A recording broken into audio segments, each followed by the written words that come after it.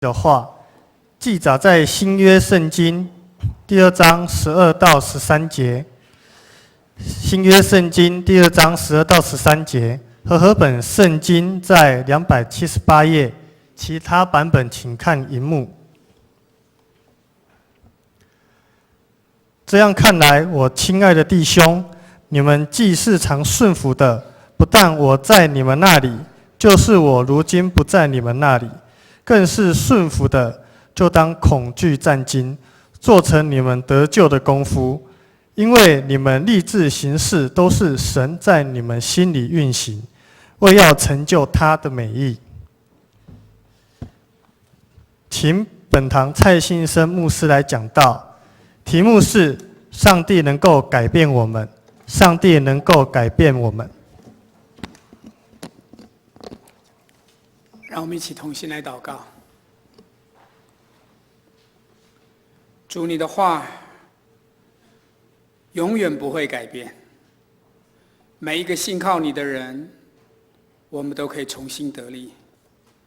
打开我们的耳朵，敞开我们的心，让我们照着你的话去行。这样祈求感谢，奉耶稣基督的名，阿们。弟兄姐妹，大家平安。一样啦，再次用信心宣告一下哈，一切都很顺利，祷告就可以。一切都很顺利，祷告就可以。所以你要用信心去领受。主耶稣不是说吗？信是得着的，就必得着。在你的一生当中，你最想要改变的是什么？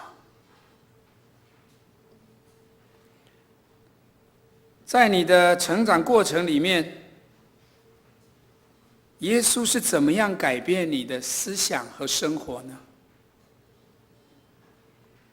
耶稣是透过突然间电了你一下，哇，你醒过来了，你就改变了吗？还是你是经过一段比较长的时间，逐渐的改变呢？有人会说，只要我耐心的等候上帝就可以了。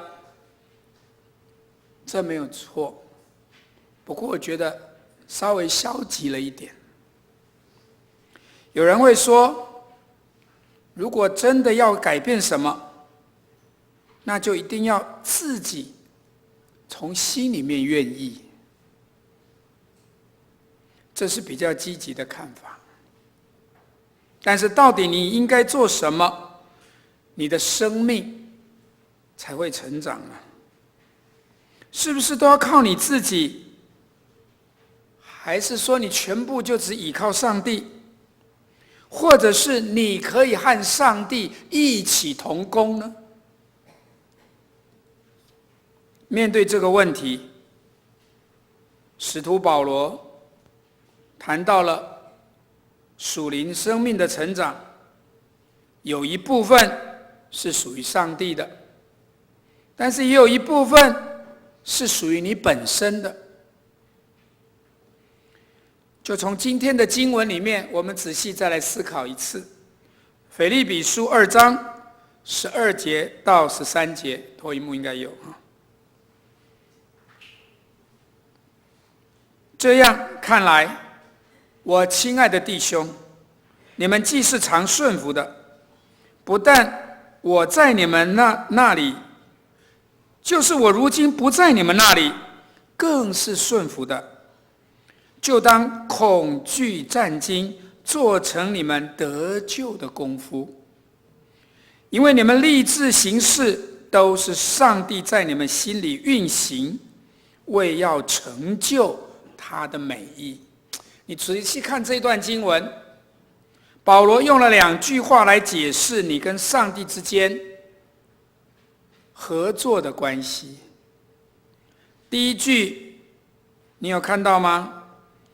他说，我们更是要顺服，就应当恐惧战惊，来做成得救的功夫。这个是新译本，恐惧战惊的做成自己的救恩，做成。另外第2句是说，因为你们立志行事，立志自己要立志行事，是上帝在你们心里，一定要注意，心里运行，为要成就他的美意。跟旁边的人说，神在你一生中有他的计划跟美意。来，神对你有计划，有他的美意啊。但是你要立志去在你的心里面让神来运行啊。所以你有没有注意到，在这2句话一开始，我觉得这保罗讲的一个叫做做成，或者是说运行。运行新译本是翻作动工，神在你里面动工。这2个字做成，那是你要做的，是你的部分。但是运行或是神在动工，那是属于上帝的部分。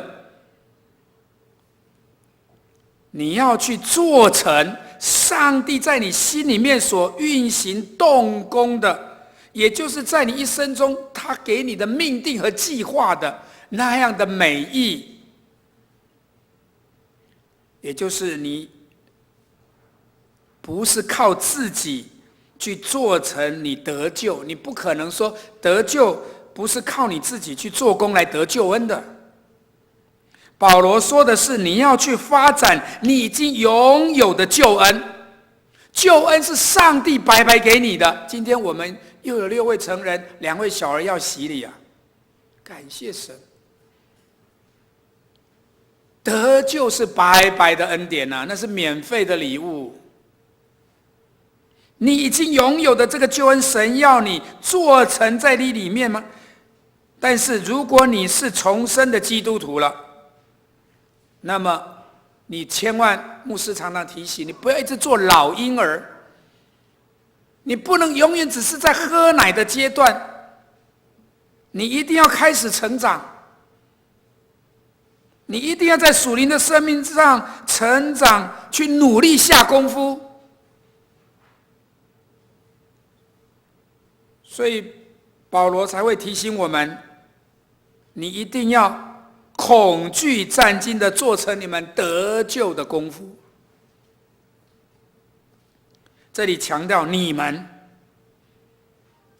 保罗所说的是每一个人，是你是我是我们每一个人，个人自己需要不断的在属灵的生命上来长大成熟。也就是你要接受你所应该负起的责任啊！上帝想要我们个别在每一个人的生命当中去成就这救恩，也就是做成这得救的功夫。我看到上帝不是千篇一律的让每一个人做同样的基督徒，我觉得不是，因为你是很独特的。跟旁边的人说，你是独一无二的。你与众不同，弟兄姐妹。上帝没有要你去做别人，但是他要我们学像耶稣基督。他要你做自己，做按着神形象和样式所造的那一个你。阿们。所以在这里，保罗特别提醒我们，应当恐惧战兢。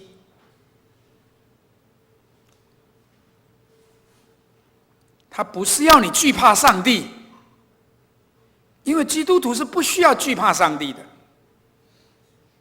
因为你是属于上帝的，你是属于这个迦南教会属灵家庭中的一份子。我告诉你，你要害怕的是，你是不是错过了上帝为你预备的一切？所以你要认真的看待神已经给你的救恩。因为救恩是有永恒的意义，是攸关生死的大事，再也没有什么比你自己的属灵的成长更重要了。所以我盼望你要认真谨慎的来看待救恩，重生得救是多么重要，所以保罗才会说，都是上帝在我们心里面运行，要成就他的美意啊。这属上帝的部分，所以是上帝让你的生命可以改变，是上帝就是让你生命改变那个充电器。你知道吗？我们都有用手机嘛，可是用手机很好用，可是我告诉你，你用一天了，好不好？你的手机再有力，用1天半了，你需要充电吗？你电池需要充电吗？不然你再高档的苹果的哪一排的没有用啊，怎么开都开不了机，就是讲不了话，对吗？跟旁边说要充电。上帝就是改变你的那个充电器，上帝就是你的能量，都是从里面运行，因为充电器就是运行，就是动工，你知道那个工就是能量。上帝会给你力量去完成你想要做的，你需要做的，以及对的合意的事情，需要上帝帮助你。上帝会加添力量，给你权柄在你的身上。主耶稣升天的时候是这样说吗？天上地下所有的权柄都已经赐给我了，所以他才差派我们去啊。神不会让你没有能力就出去的，神会帮助你，但是你要连接在主的身上，那个充电器才有果效。阿们吗？上帝是我们的充电器，他帮助你下定决心跟采取行动，他会赐给你信心和能力。上帝会帮你改变你的渴望，还有增加你改变的能力。当你开始每一天运动健身，我想在座我不用问啊，一定有人啊，很多长辈清晨起来就在公园，在很多地方在运动健身，很多人有跑步骑自行车，很多人都在运动，甚至到健身房到哪里都在运动。你健身的时候你在做什么？你运动的目的不是为了得到身体，是要发展你原本就拥有的身体更健康。阿们吗？让你的身体更强壮。弟兄姐妹，你的属灵也要更健康更强壮。救恩不是靠你得到的，但是你要发展神在你生命中的计划和命定。当你试着完成拼图的时候，其实在你的头脑里，在你的心思意念里面，你有一个完整的那个蓝图啊。你只需要把这个蓝图，把那每一块的一片一片的拼图把它拼凑起来就可以了。当农夫在田里耕田的时候，他是在努力培育农作物，而不是在努力工作要生出一片土地。他是在努力的工作去发展这个土地所蕴藏的一切。阿们吗？所以你跟旁边人一起宣告说，耶稣可以改变我的生活。所以第一个，在改变过程中，我们来谈谈属于上帝的部分。上帝用3种方法运行在你我的生命当中，要带来改变。同时，我想你要等一下，我们会了解上帝给你这3种，你自己要怎么去回应。第一个是圣经，提摩太后书3章16节到17节这样说：圣经都是神所默示的，与教训、督责、使人归正、教导人学义，都是有益的，叫属神的人得以完全，预备行各样的善事。因为神有美意，在你生命当中就有很多美善的事要做。阿们吗？所以圣经首先是要改变我们的心思意念，改变你的想法，改变你的价值观，继而改变你这整个人。所以基督徒，你可以不读经吗？你不但要读经，跟旁边说还要大量的读经啊！来，一起说大量的读经。我在教会里面不是慢慢读，慢慢读来不及，要大量的读。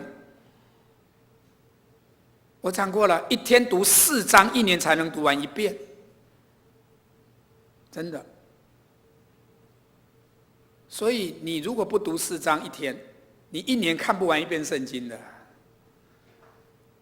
甚至我鼓励教会年轻人说，你可以半年读1次，就1天要读8章到10章，这样才有办法快速一点的大量的读经啊。如果你想要改变，你就要去了解、深入的知道这本圣经是上帝天天对你说的话。很多人说，我都没有听过神讲话，我怎么都听不到上帝的声音。关键是你没有好好读经。如果你爱一个人，你是不是常常电话要跟那个人讲话？你是不是写很多的讯息给他，传很多的 line 给他？因为你渴望听到他，他没有讲话，但是他可以传很多话，就好像他跟你讲，神已经透过圣经每天对你说话，阿妹吗？你要听到他更多声音，就要读更多的神的话语。所以你要念圣经，我讲啊，不要眼睛看人，圣经是读出声音的，圣经要读出声音的。一定要用读，就是朗读、朗诵圣经，把圣经读出来。读台语、读国语、读客语、读英文都可以，就是把声音读出来。还要研读圣经，像我们早上来，牧师带我们研读，那个很好。还要背圣经，跟旁边说背圣经。书到用时怎么样？哎呀，方恨少，每一次一个重要牧师那次在哪里？常常就在想，可惜呀。现在我也要我们的主日学，不是背一段，要一章一章的背，把整章背下来，这样有方法的背经。它有圣经。上个礼拜我教会福音主日。我邀请了永光化学公司的总经理陈伟旺弟兄来分享。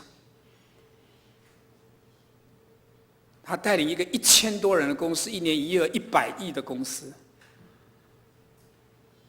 你知道他腓立比书、以弗所书是从第1章第1节背到最后，他整卷的把它背下来哦，不只背中文的，还背英文。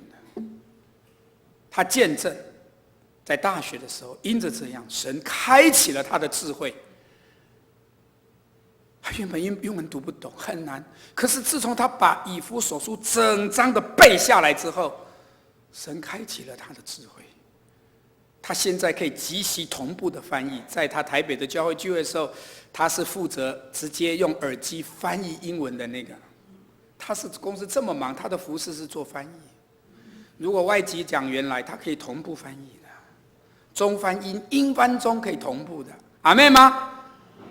敬畏神，背圣经可以让你得智慧，相信的说阿们啊！你还要默想圣经，昼夜思想的那人便为有福。所以要将圣经实际的用在你的生活当中，你的生命才会改变。当你越是让上帝的道进入在你的生命当中，你就会越多的被上帝改变。有人会这样说了，我没有什么信心哎，那我就会告诉他，你有好好的读圣经吗？你在期待什么？罗马书10章17节这样说，可以再打下一个。可见信道是从听道来的，听道是从基督的话来的。各位，耶稣就是道，你要信耶稣，就要好好的读通、读懂，甚至背诵，好好的把神的话刻在你的心板上。阿们。第二件事情，我觉得上帝透过他改变的地方叫做圣灵，一起说圣灵。上帝把圣灵放在我们里面，这就是要改变过程中那个能力的来源。罗马书8章11节这样说：如果那使耶稣从死人中复活者的灵住在你们里面，那使基督从死人中复活的，也必借着住在你们里面的圣灵，使你们必死的身体活过来。我们这个身体会死的。你看这一次八仙乐园，我告诉你，那是个欢乐的 party， 听起来很快乐。才过暑假，都是受伤的500多个人里面，都是平均20岁，都是年轻人。如果这群年轻人是涌入教会，那多美好啊！都来参加教会的营会，那多美好啊！那不是2、3天，不是这个有一个叫做，现在又进入一个很危险的时期啊！他们在加护病房有200多位，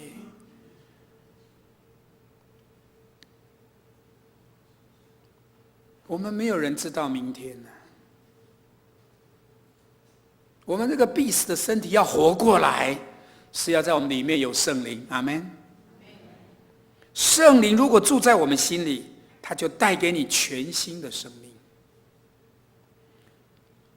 为什么主耶稣一直要他们在耶路撒冷等候？后来有这么多人，120个人，他们就在马可楼里面等候，在马可楼，只等到圣灵大大的浇灌充满在他们的里面为止。因为圣灵就是上帝。当你自己的生命交给上帝，他就会进到你的生命里面。真的，很多弟兄姐妹跟我分享和见证，当圣灵进到他们生命里面之后，他们所带来的改变。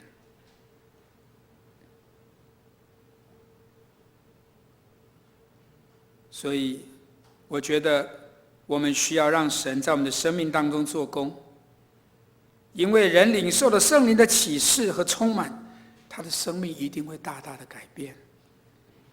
上帝今天仍然透过渴慕你对圣灵的渴慕，他要成就他在你身上的工作。神最终的目标就是改变你，就像改变一个亚伯兰成为亚伯拉罕，改变一个雅各成为以色列，改变那一位扫罗成为保罗，改变那个基法成为彼得。神会改变你，阿们吗？所以上帝透过他的话改变你，也透过圣灵的能力来动工。可是我要跟弟兄姐妹讲，如果你没有回应上帝的话或者上帝的圣灵的时候，上帝就透过第3种方法来改变你。第3种方法一起说：环境。如果神的话、神的灵还改不了你，他就用环境改变你。各种头痛的问题、外在的困难、压力，总是抓住你的注意力了。罗马书8章28节这样说：我们晓得万事都互相效力，叫爱神的人得益处，就是按着他旨意被造的人。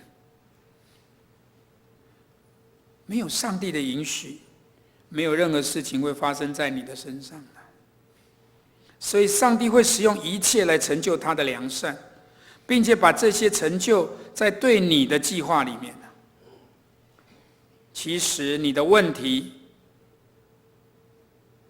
从哪里来的，这不重要。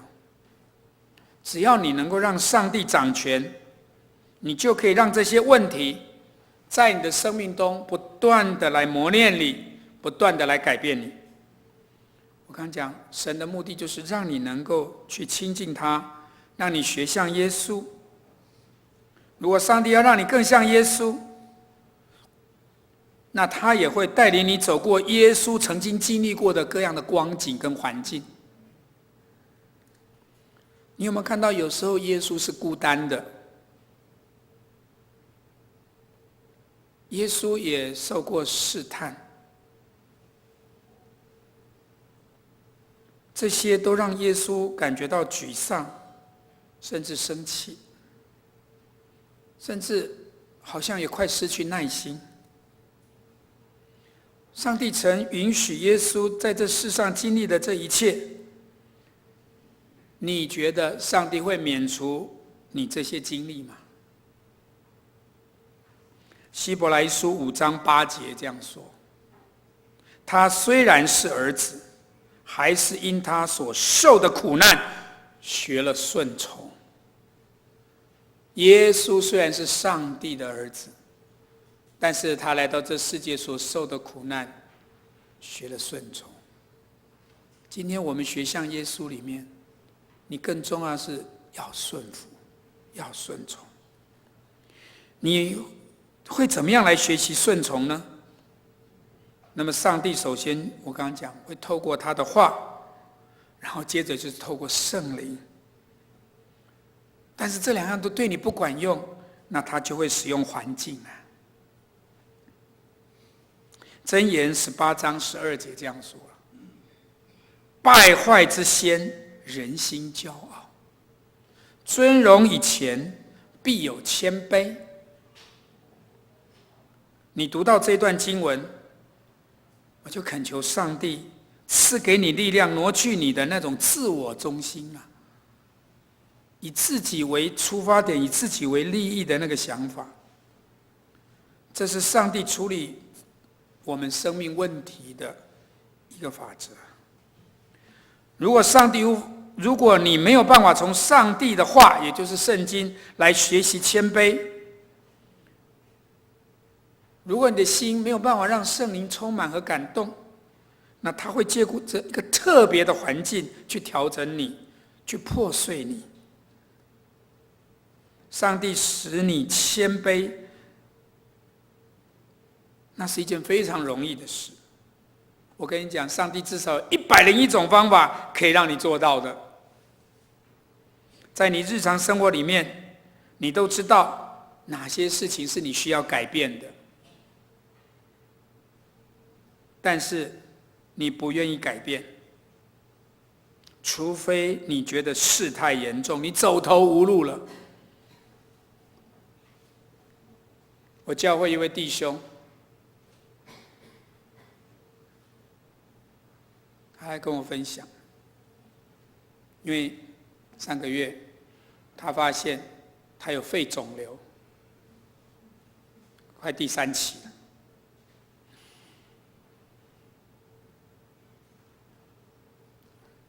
迫切为他祷告，但是他做了一个改变。1个月后，他已经做了3次化疗，做了好几周的放射治疗，在长庚。昨天我们门徒训练他来报名，他现在还在治疗中。他信主很长，他是原住民。我在教会已经推动了第4期的门徒训练，他这次第4期来报名，也是第七班了，已经开了第7班了。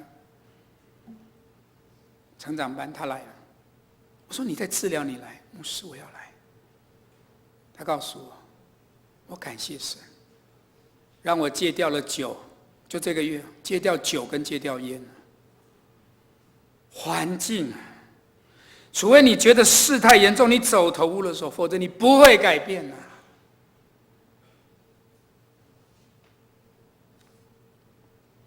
上帝有时候会让一些暴风雨进到你的生命里面，然后你才会说是时候了，我要做出改变。弟兄姐妹，不要再被过去的坏习惯或是不好的思想给困住了。第二部分就是在改变过程中，刚刚讲的是属于上帝的部分，现在讲的是属于我的部分。投影片，属于我的部分。第一个，一起来说，选择我的思想。你怎么想，你要选择啊。成长是不会自动发生的，它也不会被动的来到的。跟旁边说，改变在于选择。我选择改变，我可以选择我的思想。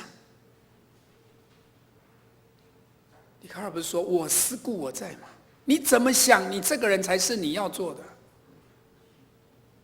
今天的你不是偶然今天成为这样，是从过去在这个位置的过去的你一直走，一直想，一直做，才成为今天的你。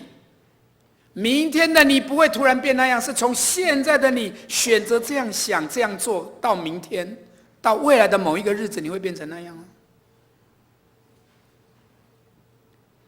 所以我常常勉励弟兄姐妹，箴言4章23节说，你要保守你的心，胜过保守一切，因为一生的果效，一起说，是由心发出的。现代中文译本的修订版这样翻译：所思所想要谨慎，因为生命是由思想定型的。现代中文译本这样翻译，那个心就是思想，就是所思所想，心思意念。你的生命是由思想定型的，你的思想就是你的人生，就是你本身。你的想法不仅会引导你的生命，你的想法就是你的生命。假如我们能够从一个巨大的荧幕，这里前面有一个巨大的荧幕，去看到你的想法，如果那个荧幕是自动会呈现你的想法，好的坏的都好像个电影在演出来，你会不会吓坏了？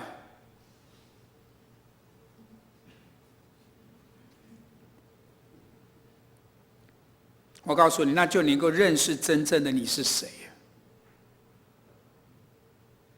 在你的生命中，无论你想要做出什么样的改变，这些改变都需要从你的思想开始。以弗所书4章23节到24节这样说：又要将你们的心志改换一新，并且要穿上新人。这新人是照着上帝的形象造的，有真理的仁义和圣洁。当你成为基督徒之后，你改变了你对上帝的想法，你对自己的想法，还有你对这世界，还有对旁边其他人的想法。更重要的是改变你对生命的看法。你开始用不一样的眼光来看待这个世界和看待人事物。所以弟兄姐妹，如果你想要改变，就先从改变你的思想意念开始吧。第二个，我们一起来说，选择倚靠圣灵。约翰福音15章第5节，也是今天我们刚刚起英文有读到的，对吗？我是葡萄树，你们是枝子，藏在我里面的，我也藏在他里面，这人就多结果子，因为离了我，你们就不能做什么。枝子离开葡萄树，那就不会结葡萄了。枝子没有办法靠自己来结果子，所以枝子要连结在葡萄树上。我常问弟兄姐妹，树枝掉在地上，你还叫它树枝？树枝连在葡萄树上也是树枝，同样叫树枝，有什么差别？2天后就看出来了。其实不用掉了当下，只是你用你的肉眼要经过2天呢。2天后在地上那个已经枯干了，已经没有意义了。在野地里面，我们要烤肉，一定先找那个掉到地上的枝子，你不会去拔那个树上那个，不会的。所以我们必须要将自己完全连接在耶稣基督里面，让圣灵不断的充满。没有基督，有一些基督徒，我常想，他们只想靠做工、做事情来讨主喜悦。我告诉你，那还是靠自己，那没有依靠圣灵。你要知道你是依靠圣灵，是怎么知道呢？我告诉你，那就是检验你的祷告生活。跟旁边说，祷告生活。我看到这个教会在7月底，我们还有禁食祷告啊。我也听说了，牧师有鼓励过啊。我在开始来的前几个月，我就一直鼓励这里要祷告会要改变啊。我真的，我去到南坎教会，也是大概1年10个月而已。在这1年9个月左右，真的我看那个祷告会改变了。我去的时候，祷告会只有10个人，我家就占3个了，会友来7个。我观察了4个月，我都没有做什么，我就是每个礼拜参加祷告会。4个月之后，我跟小慧说，我来改变他，方法改变，所有的改变。经过半年之后，超过20个。目前40个人固定来祷告，来拍拍手，感谢神哦。这样还不满足，因为我来的14年，我就在卢竹，我说这个靠一个教会还不行，所以我就想，就联络找了几个教会，超教派，我说这里要联合祷告，我说从牧者先来，我就找了南坎灵粮堂牧师，我说我们一起祷告吧。现在大概每个月有1次，有8、9个教会，就是在卢竹那里有8、9个教会，我们一起祷牧者。那经过了1年半，到今年4月，我就跟灵粮堂牧师说：这样好了，你们都什么时候祷告会？我说礼拜2晚上。说我们也是。好了，我们就一起祷告吧。我们一季来1次可以吗？所以就在6月30号，就是上礼拜2，我们就一起祷告。就你知道吗？第一次在南坎灵粮堂，你知道多少人啊？我们去了40个，他们来了60个，有100个人祷告。再一次拍手感谢神啊！一起祷告。我相信就是祷告，所以我求主帮助，无论你祷告什么，那就是你依靠上帝的开始，那是上帝同在的地方啊。所以依靠上帝就是要持续祷告。无论你想要上帝祝福你什么，你想要上帝帮助你什么，那就是你祷告的地方，因为你明白你需要上帝，你渴慕上帝的同在，所以无论你做什么，你都会向上帝祷告，那你就是在依靠圣灵。阿们。第3个，我们一起说，选择回应环境。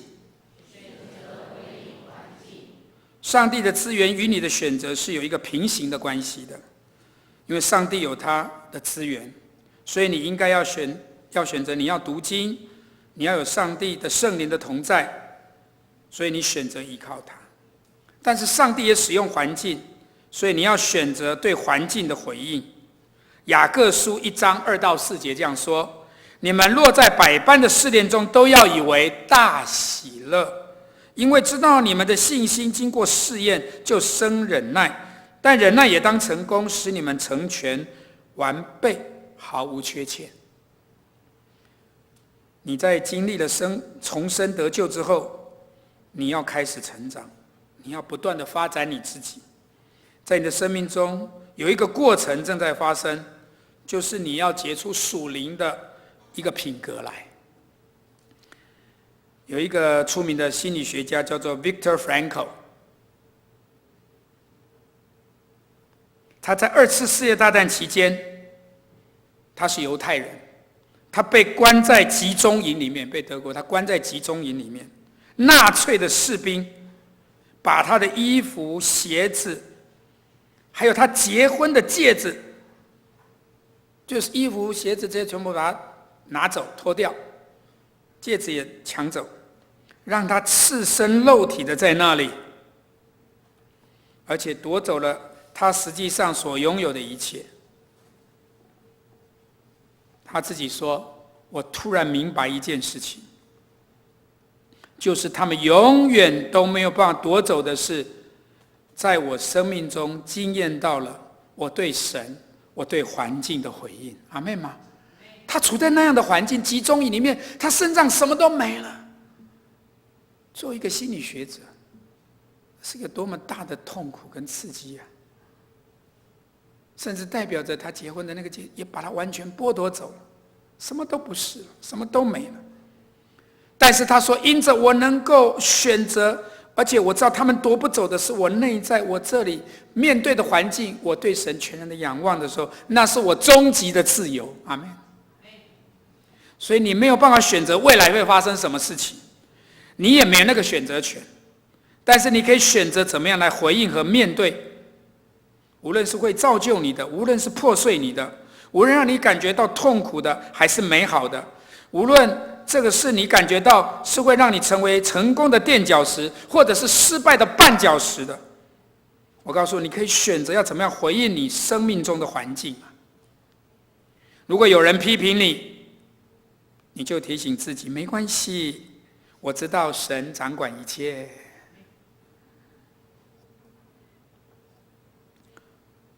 我知道神会为我征战的，神会主持公义的。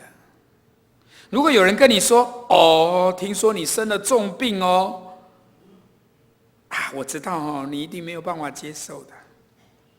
但是你可以回答，不，我可以接受，因为我知道我的生命在神的手里，我有平安。阿们吗？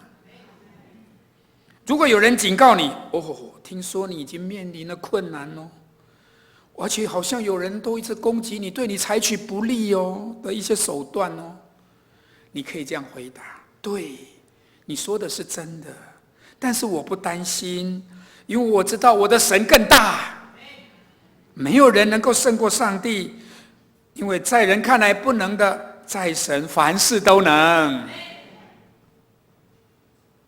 关键是不是什么事情发生在你身上，更重要的是你是怎么样回应这件事，那是一个选择。